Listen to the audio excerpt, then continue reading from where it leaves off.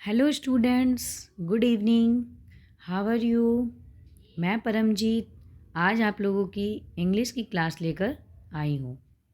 ठीक है, तो इस वीडियो में मैं एनसीईआरटी की बुक क्लास 6 से the empire and the nightingale chapter को आज आप लोगों के सामने प्रस्तुत करूँगी। ठीक है, तो चलिए देखते हैं कि the empire and the nightingale इस चैप्टर में क्या है। इस चैप्टर को अच्छी तरह से हम लोग पढ़ेंगे। ठीक है, तो चलिए चैप्टर को स्टार्ट करते हैं। चैप्टर को स्टार्ट करने से पहले हम लोग देखते हैं कि क्या है। The empire and the nightingale का मतलब होता है सम्राट और बुलबुल। ठीक है, कि किस तरह से सम्राट ने एक पक्षी को अपना बंदी बनाया। क्यों? बस सिर्फ और सिर्फ उसकी मधुर आवाज़ के लिए। ठीक है, तो the nightingale is put in a cage by a Chinese empire because of his melodious voice. Okay, then what happen next, ये हम इस चैप्टर में देखेंगे। ओके, चलिए let's start. Long ago, in the land of China, there lived in an emperor. He had a majestic palace. बहुत पहले China की धरती का एक सम्राट था। ठीक है, जिसके पास एक राजसी महल था। मैजेस्टिक मीन्स राजसी महल था। चाइना का एक सम्राट था जिसके पास एक मैजेस्टिक पैलेस था, मतलब एक राजसी महल था उसके पास। ठीक है, behind the palace there was a huge forest and the nightingale live in it. उसके महल के पीछे एक बहुत बड़ा जंगल था, जिस जंगल में कौन रहती थी? नाइटिंगेल, मतलब बुलबुल। बुलबुल चिड़िया वहाँ रहती थी। ठीक है, the Nightingale sang so melodiously। Melodiously का मतलब क्या होता है? मधुर आवाज़। मधुर आवाज़ में गाना गाने वाली, बहुत ही मीठी आवाज़ में गाना गाती थी। नाइटिंगेल बहुत मीठी आवाज़ में गाना गाती है। ठीक है, जैसे कोयल की आवाज़ बहुत मीठी होती है, उसी तरह नाइटिंगेल यानी बुलबुल की आवाज़ भी बहुत मेलोडी, सुनने में एकदम melody. That it was known far and wide, people even wrote books about it. Nightingale की आवाज़ इतनी मधुर, इतनी सुरीली होती है कि इसकी आवाज़ के चर्चा, जो आवाज़ है, इतनी मधुर आवाज़ है, इसकी चर्चा लोग दूर दूर तक करते थे। और लोग इसकी आवाज़ के पीछे, आवाज़ के लिए बुक्स लिख देते थे। क्या करते थे? राइट करते थे बुक्स, उसके नाम की बुक्स, नाइटिंगेल के नाम की बुक बना लेते थे, उसके मधुर गानों की बुक्स बनती थी। ठीक है, one day the empire read one of the books and wish to see the bird singing. उसी तरह इन्हीं सारी चुनिंदो बुक्स में से किसी एक बुक को जो चाइना का एम्पायर था उसने पढ़ा। बुक्स पढ़ने के बाद उसे इच्छा जागी कि मैं ये जो इतने अच्छे अच्छे गाने गाती है, ये जो बर्ड है, मैं इसे देखना चाहता हूँ। उसकी इच्छा हुई। ठीक है, the empire order his man to bring the nightingale to the palace. उसने अपने जितने भी सिपाही थे, जितने भी उसके राजतंत्र में उसके अंडर जितने नौकर थे, उसके काम करने वाले थे, उन लोगों को उसने, एम्पायर ने ऑर्डर दिया कि जाकर नाइटिंगेल को मेरे लिए पैलेस में लेकर आओ, कहीं से भी लेके आओ, लेकिन लेकर के आओ। ठीक है, तो सब उसकी तलाश में लग जाते हैं। तो only a kitchen maid had seen the nightingale, so she took them to the bird. Nightingale को देखने वाली कौन थी? सिर्फ और सिर्फ जो एम्पायर की किचन मेड थी, उसी ने नाइटिंगेल को देखा था। ठीक है, इसीलिए वो जाती है और नाइटिंगेल को पकड़कर लेकर आती है। The kitchen maid asked the nightingale to come to the palace with them. जो किचन मेड थी वो जाती है नाइटिंगेल से मिलने के लिए, नाइटिंगेल से मिलती है और उसे पैलेस में उसके साथ आने को कहती है। जब वो उससे मिलती है तो दोनों के बीच में बातचीत होती है। ठीक है, दोनों के बीच में बातचीत हो रही है।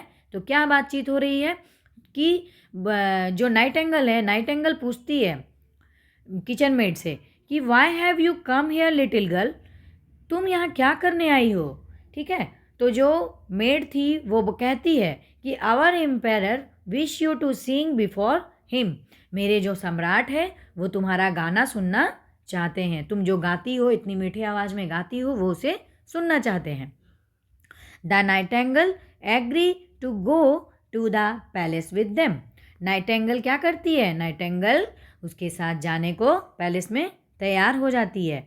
The Nightingale sang so melodiously that tears come into the emperor's eyes, जैसे ही नाइटेंगल सम्राट के पास जाके गाना शुरू करती है अपने मधुर आवाज़ में, मेलोडियसली मतलब अपनी स्वीट्स आवाज़ में, अपनी मधुर आवाज़ में, जैसे ही वो गाना शुरू करती है एम्पेरर की आंखों में आंसू आ जाते हैं। उसके गाने सुन के वो उसकी आंखों में खुशी के आंसू भर जाते हैं। He order his man to put the nightingale in a fancy cage, तुरंत जो एम्पायर है वो अपने लोगों से कहता है कि तुरंत इस जो बुलबुल चिड़िया है इसे एक फैंसी पिंजरे में बंद कर दो। बंद करके वो रखना चाहता था उस पिंजरे में नाइटेंगल को। ठीक है, some days later a messenger brought a present from the king of Japan, king of Japan मतलब जापान के राजा के तरफ से एक दूत भेजा गया। ठीक है, मैसेंजर के तौर पर एक गिफ्ट लेकर, वो राजा के लिए एक गिफ्ट लेकर के आता है। ठीक है, तो क्या गिफ्ट लेकर के आता है, it was a beautiful toy Nightingale made of gold and covered with jewels. तो क्या करता है वो इतनी सुंदर सी एक चिड़िया लेकर के आता है, नाइटेंगल लेकर के आता है, बुलबुल चिड़िया लेकर के आता है। ठीक है, टॉय, लेकिन टॉय खिलौने की बनी हुई, जो पूरी की पूरी गोल्ड और पूरे के पूरे गहनों से भरी हुई थी, पूरी सजी हुई थी, बहुत सुंदर देखने में थी। ठीक है, वो राजा के लिए लेकर के आता है। The empire wound up the toy bird and it sang the same song again and again. जो एम्पायर होता है वो क्या करता है, वो बार बार क्या करता है कि जो टॉय चिड़िया रहती है उसी का गाना सुनता रहता है, बैक टू बैक वो उसी का गाना सुनता रहता है। उसे बार बार वो चाहता है कि मैं जो टॉय चिड़िया मुझे गिफ्ट में मिली है मैं उसी के गाने को सुनता रहूँ। वो तो it sang the same song again and again. Every night the emperor listened to the toy bird song. वो हर रात को एम्पायर क्या करता था, एवरी नाइट रोज़ रात को वो बर्ड्स के गाने, टॉय बर्ड्स के गाने को सुनता था। ठीक है, द रियल नाइटेंगल, जो रियल नाइटेंगल थी, felt unhappy and flew back to the forest. वो इस चीज़ को देख करके, वो जो चीज़ वहाँ जो प्रक्रिया चल रही थी, वो जो सीन चल रहा था वहाँ पे, जो रियल नाइटेंगल थी वो इन सारी चीज़ों को देखकर बहुत दुखी हो जाती है, खुश नहीं रहती है, वो उसे अच्छा नहीं लगता है, वो बिल्कुल उदास हो जाती है और वो चाहती है कि वो बैक अपने फॉरेस्ट वापस चली जाए। ठीक है, तो वो वहाँ से उड़कर वहाँ से वापस वो चली जाती है अपने फॉरेस्ट में। One day the toy bird broke and no one in the kingdom could repair it.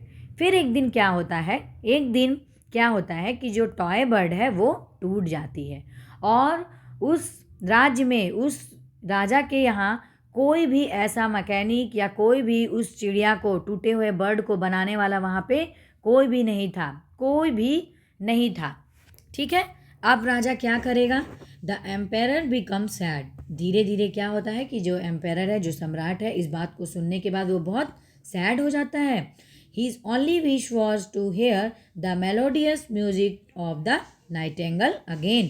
वो सिर्फ उसकी क्या इच्छा रहती है, उसकी इच्छा यही रहती है कि वो बस सिर्फ और सिर्फ उसी नाइटेंगल, टॉय नाइटेंगल की म्यूज़िक को वो सुनना चाहता है, उसकी मधुर आवाज़ को वो सुनना चाहता है। ठीक है, उसके बाद क्या होता है कि काफ़ी साल बीत जाते हैं। Years passed and the empire grew very sick when the real nightingale hear the news it flew to his window to sing. क्या होता है कि बहुत साल बीत जाते हैं, धीरे धीरे जो सम्राट है वो पूरी तरह से बीमार हो जाता है, कमज़ोर हो जाता है। व्हेन द रियल नाइटेंगल, लेकिन जब जो रियल नाइटेंगल थी, जो चिड़िया बुलबुल चिड़िया जो अपने फॉरेस्ट में, अपने जंगल में वापस चली गई थी, वो जब इस बात को सुनती है, इस न्यूज़ को जब वो सुनती है तो वो दौड़ी चली आती है और उसी विंडो में आकर फिर से एम्पायर को गाना सुनाती है अपनी मेलोडी आवाज़ में। ठीक है, every day the bird sat on the window and sang sweet song for the empire. वो रोज़ वहाँ आती, उसी खिड़की पर बैठ जाती, देखिए यहाँ पे वो उसी खिड़की पर आकर एम्पायर को गाना सुनाती है, ठीक है। बहुत मीठी आवाज़ में रोज़ उसको गाना सुनाना शुरू कर देती है। रोज़ अपनी ड्यूटी बना लेती है कि मुझे रोज़ जाना है और राजा को जा कर के गाना सुनाना है। ही रिकवर्ड वेरी सून। धीरे धीरे क्या होता है कि राजा धीरे धीरे वो ठीक होने लगते हैं, ठीक है।